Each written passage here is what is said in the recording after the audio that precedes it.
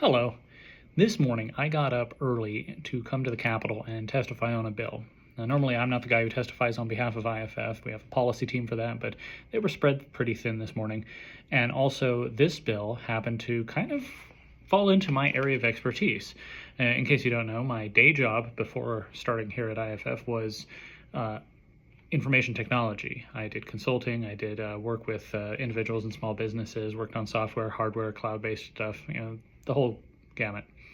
Anyway, this bill this morning, Senate Bill 1163, it would mandate that any phone activated in the state of Idaho would have a porn filter turned on. Now that sounds great, right? Unfortunately, the devil is in the details, and I want to explain in a little bit more detail why I chose to testify against this bill. Is it because I support children getting their hands on pornography? Of course not.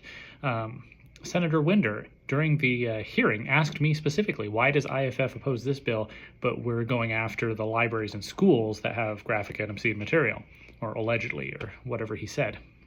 And the difference there is that those schools and libraries are using your public tax dollars to buy these things that are graphic and obscene with the intention of putting them in front of your children.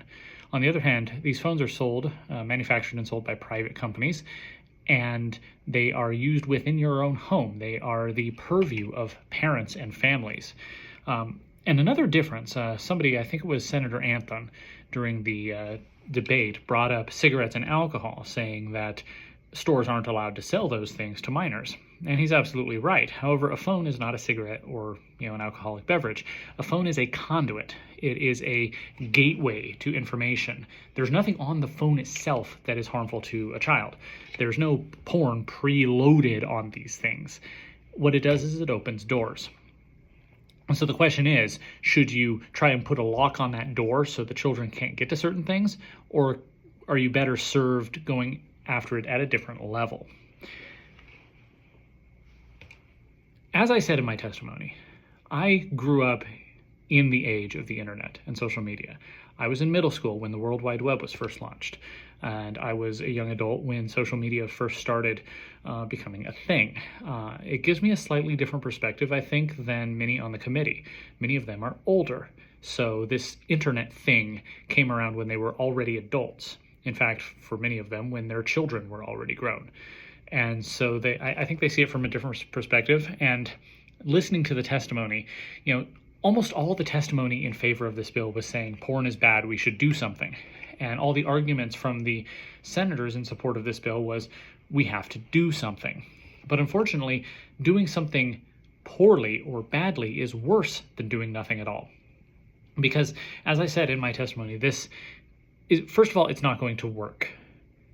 The bill as written only applies to the browser, search engines. How many children actually get to things on their phone via the browser? It's very few. It's not something that is commonly used. And that's an area where people who just aren't plugged into the IT world just don't understand. Children today and adults today use apps. And apps are different. They deliver their information differently. Now, maybe they could craft some sort of filter that would censor images coming through apps. But does that censor conversation? Does that censor ideas? Because that's what this is really about. People think of pornography as just, it's dirty pictures. But it's tremendously more than that. It's groomers online getting young people to share personal information that they shouldn't. It's sharing ideas about sex and sexuality that these children are not prepared for. There is so much more than just going to a porn website in the browser. And I think respectfully, I think the senators on the committee who voted in favor of this don't understand that.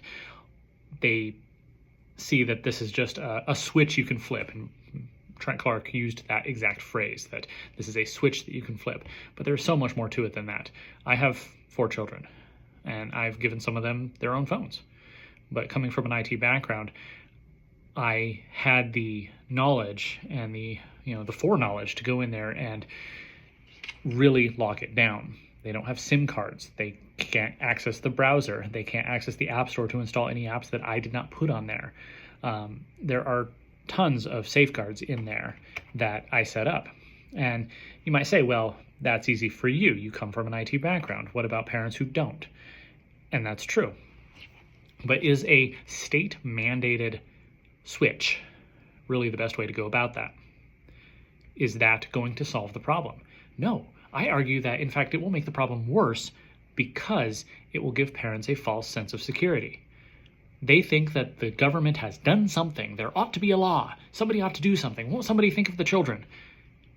And then they'll just forget about the problem. Not to mention that there are numerous logistical issues with this bill. They say that this must be turned on for any phone that is activated in the state of Idaho. Now, when you order a phone from Apple.com or from Amazon.com, they have your shipping address, so they know you're there. But by default, these phones come completely unconfigured. You turn it on and you start configuring it. And one of the options is, should you turn on, parental controls or, screen time or whatever other function is there. So you're asking somebody at the Amazon warehouse to open up the box that your phone is in, turn it on, start configuring it, and enable this filter? That's not feasible. That makes no sense. Then there's also the idea of how do you know if it's going to a parent or a child? In conversation with Mr. Clark this morning, he said that he saw studies that showed 1 in 4 children between the ages of 12 and 18, I believe he said, purchase phones on their own. Okay, well, if they're going into an AT&T store or a Verizon store or an Apple store, that's okay. Maybe they can check ID or something. But if they're ordering it online, how do you tell? If they have permission from their parents to buy a phone, or if they're using their own debit card, how do they tell that that's a child and not an adult?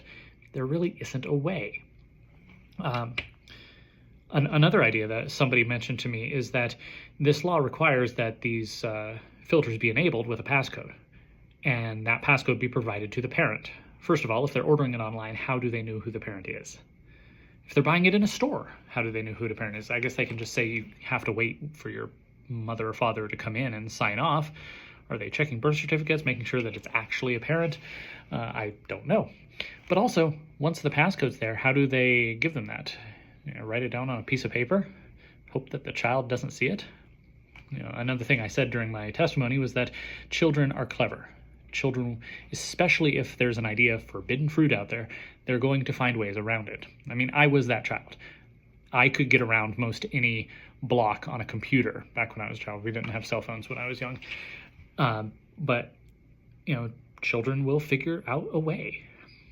And which comes to the final point, and that is that you can't have a law that's a substitute for parenting. Wayne Hoffman, a few weeks ago, wrote an article for IFF expressly elucidating that point, that this sort of thing just outsources parenting, when really what we ought to be doing is educating parents and encouraging parents and, encouraging them to take a more active role in their child's development. Because this sort of thing is just a Band-Aid. It's just, you slap it on and say, look, I did something. And really, that's what most of the testimony and most of the argument in favor of this bill this morning was. We have to do something. And so if the Senate passes this bill, if the legislature passes this bill, then they're all going to go home and pat themselves on the back and say, I did something. I fixed this problem. When really, it doesn't fix anything. That's why we are opposing this. That's why we as an organization, and me personally, are opposing this, because it's sweeping an issue under the rug and making people think it's done and taken care of when really it's not.